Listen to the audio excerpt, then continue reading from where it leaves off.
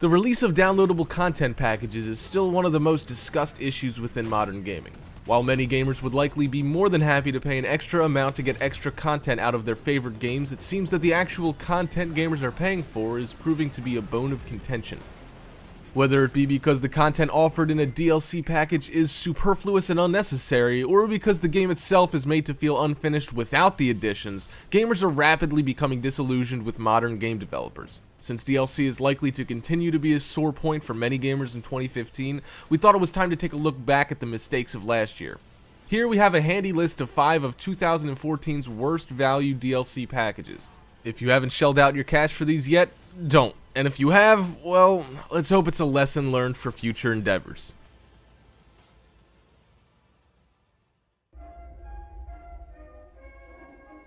Outlast is a game that's achieved a cult status since its release, as a game that would feature as one of the scariest of all time for some, and one that will have brought the horror genre back to the forefront of many gamers' minds. The chance to dive back in for more gruesome scares was an exciting one. Unfortunately, Whistleblower really does nothing to enhance the reputation of its parent title.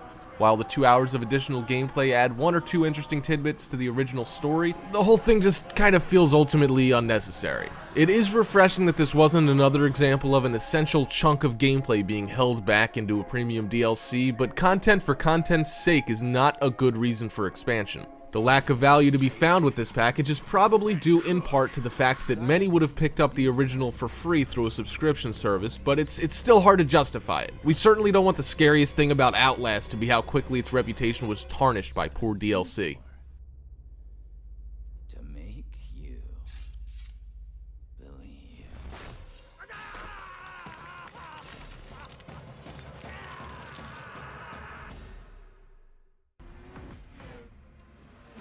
As Battlefield 4's 5th and, you guessed it, final DLC expansion, it was always going to be kind of a difficult addition to get right. The Final Stand takes the action of the now year-old Battlefield 4 into icy landscapes for a chilly challenge. As with most modern DLC packages, the Final Stand feels an awful lot like dressing an old body in a new skin. The 4 new areas offer different challenges depending on how you're playing the game, but each one has its limitations and they tend to shoehorn players down one path. The advanced vehicles and weaponry don't really feel any different to those of the game's origin either, and do very little to make this feel like a particularly advanced experience. Given what little this package adds to the experience, it seems mighty difficult to justify spending the $15 on minimal extra content for a game that's already feeling very dated just a year down the line. Even more worrying is what Battlefield's struggle to remain relevant and competitive with other first-person shooters suggests for the future of expansion-heavy games like Destiny, but we'll have more on that one later.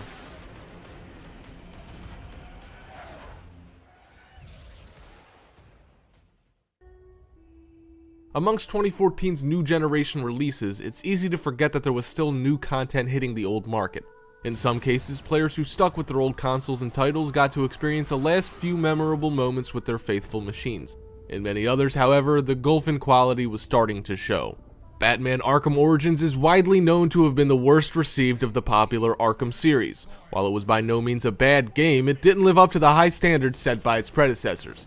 Adding paid DLC to a title like this would always be kind of a risky move. It could either add some polish and creativity to a game sorely in need of it, or simply suffer the same criticisms heightened by the fact that players will have had to pay for it again. Cold Hearts falls into the second category. Its developers tried hard to convince players that the extra adventure featuring Mr. Freeze was worth diving into, but players will have found the experience frustrating. Arkham City's showdown with Mr. Freeze was inventive, exciting, and truly memorable. While there's more build-up in this package, the conflict can't quite match the intensity players found in Arkham City, and is simply not worth the money, especially when you can probably pick up an old copy of Arkham City for the same amount these days.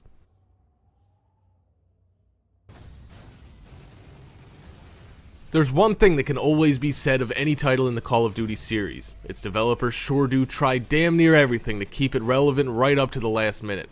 With the final expansion for last year's Call of Duty Ghosts coming just 2 months before the release of its next full title, it's easy to see how easily we can be duped into continuing to shell out more money on old games. The expansion would have cost around $15 on its own, or would have initially set players back $50 for the season pass.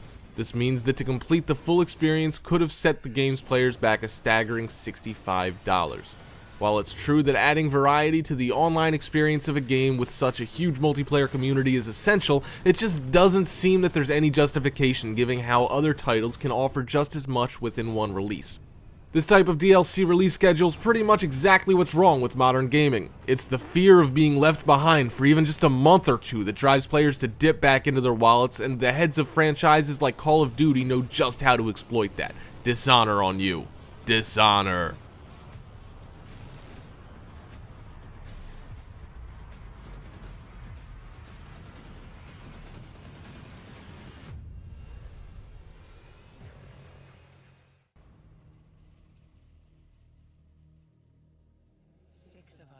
Destiny was easily one of the most hyped games within the first yearly cycle of the new generation of console gaming.